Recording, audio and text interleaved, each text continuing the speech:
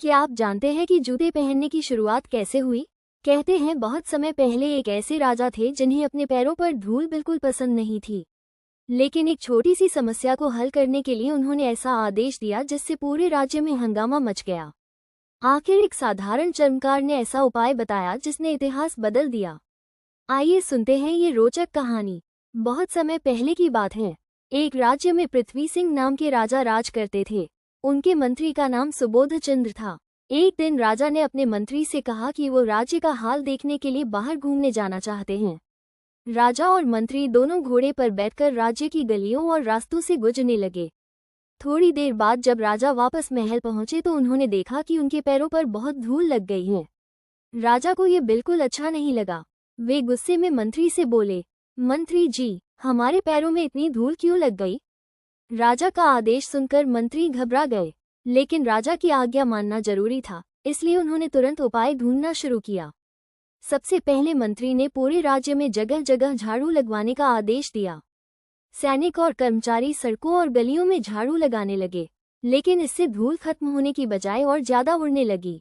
लोगों को सांस लेने में भी परेशानी होने लगी। जब राजा को ये बात पता चली तो वे और नाराज हो गए। फिर मंत्री ने दूसरा उपाय सोचा। उन्होंने आदेश दिया कि सड़कों और गलियों में पानी का छिड़काव किया जाए ताकि धूल उड़ना बंद हो जाए। लोग पानी लेकर सड़कों पर छिड़काव करने लगे, लेकिन इसमें इतना ज्यादा पानी खर्च हुआ कि धीरे धीरे कुएं और तालाब का पानी कम होने लगा। कई जगह कीचड़ भी बन गया और लोगों को चलने में दिक्कत होने लगी। अब तो पूरे राज्य में परेशानी फैल गई। लोग सोचने लगे कि आखिर धूल की समस्या कैसे खत्म होगी। राजा भी बहुत चिंतित हो गए।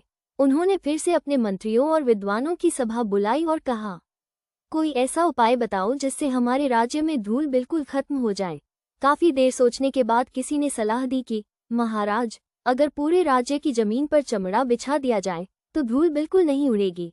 राजा को ये सुझाव अच्छा लगा और उन्होंने देश के सभी चर्मकारों को बुलाने का आदेश दिया।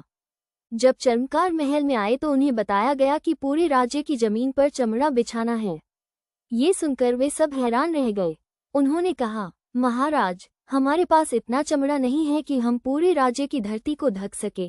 तभी उनमें से एक बूढ़ा और अनुभवी चर्मकार आगे आया। वो विनम्रता से बोला, महाराज, अगर आप अनुमति दें तो मैं एक छोटा सा उपाय बता सकता हूँ। राजा ने कहा, बताओ, क्या उपाय है? बूढ़ा चर्मकार बोला, महाराज, पूरी धरती को चमड़े से ढकने की क्या जरूरत है? आप अपने पैरों को ही चमड़े से ढक लीजिए। राजा पहले तो थोड़ी देर सोचते रहे, फिर उन्हें ये बात समझ में आ गई। उन्होंने तुरंत चर्मकार को आदेश दिया कि वो उनके लिए चमड़े के जूते बना दे। कुछ ही समय में चर्मकार ने सुंदर और मजबूत जूते बना दिए। जब राजा ने उन्हें पहनकर बाहर चलना शुरू किया तो उनके पैरों में धूल नहीं लगी। राजा बहुत खुश हुए और उन्होंने उस बुद्धिमान चर्मकार को इनाम दिया। धीरे धीरे पूरे राज्य के लोग भी जूते पहनने लगे। इस कहानी से हमें एक महत्वपूर्ण सीख मिलती है। कभी कभी समस्या का समाधान बहुत बड़ा नहीं होता, बल्कि छोटा और समझदारी भरा होता है। दुनिया को बदलने की कोशिश करने से अच्छा है कि हम अपने आप को थोड़ा बदल लें। और यही विचार आगे चलकर जूते पहनने की शुरुआत बना।